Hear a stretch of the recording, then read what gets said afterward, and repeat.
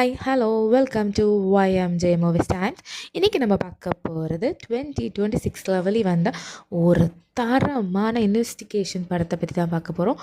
இந்த படம் பார்த்திங்கன்னா ட்விஸ்ட்டுக்குள்ளே ஒரு ட்விஸ்ட்டு அந்த மாதிரி போயிட்டுருக்கோம். ஓகே, இதுதான் கதையோட எண்டு அப்படின்னு நினச்சோன்னா, இல்லை இதுக்கும் மேலே இதுக்குள்ளேயும் ஒரு ட்விஸ்ட் இருக்குது அப்படின்னு சொல்லி செம்மையாக இந்த படம் பார்த்திங்கன்னா உள்ளெல்லாம் போயிட்டே இருக்கிற மாதிரி இருக்குது.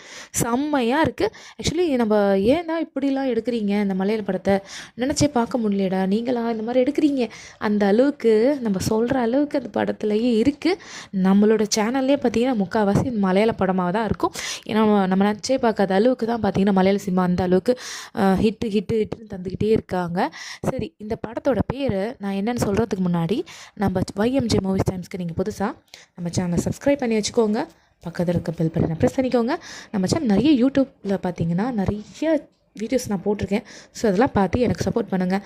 வாங்க இப்போ வீடியோஸ்குள்ளே போகலாம். படத்தோட ஸ்டார்டிங்லேயே பார்த்திங்கன்னா ஒரு 2 பேர் கொலை செய்யப்படுறாங்க. அதில் ஒருத்தவங்க பார்த்திங்கன்னா எரிச்ச நிலைமையில கிடைக்கிது பாடி அவங்களுக்கு. இன்னொன்று பார்த்திங்கன்னா ஒரு தண்ணிக்குள்ளே முழுகி இறந்த மாதிரி இருக்கும். அதில் ஒரு ஜென்ஸும் ஒரு லேடிஸுங்க. இந்த மாதிரி தான் கதை ஸ்டார்ட் ஆகுது.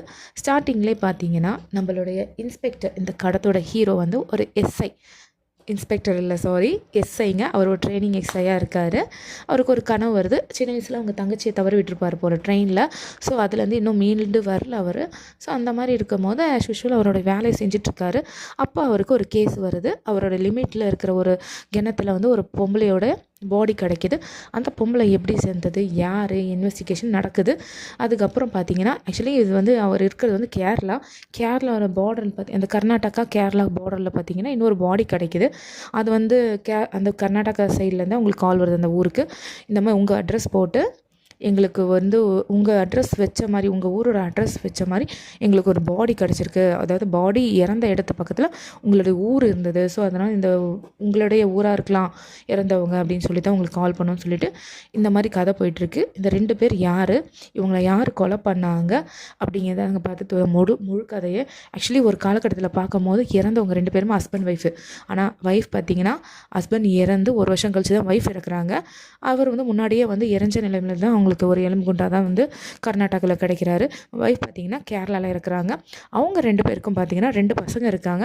அந்த 2 பசங்களும் பார்த்திங்கன்னா மும்பையில் கிடைக்கிறாங்க உயிரோட. இந்த மாதிரி பல ட்விஸ்ட்டு டேர்ன்ஸ்ன்னு சொல்லிட்டு இந்த படத்தில் இருக்கும்.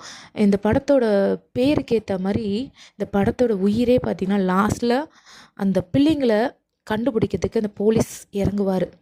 அவரோட சொந்த வேலையெல்லாம் விட்டுட்டு இந்த குழந்தைங்களுக்காகவே இறங்குவார். ஏன்னா சின்ன வயசில் அந்த ஸ்டார்டிங்கில் சொன்ன மாதிரி ஒரு அந்த தங்கச்சியை தவற விட்டுருப்பார் ட்ரெயினில்.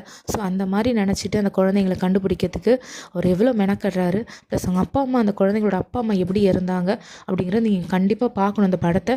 ஏன்னா அந்த அளவுக்கு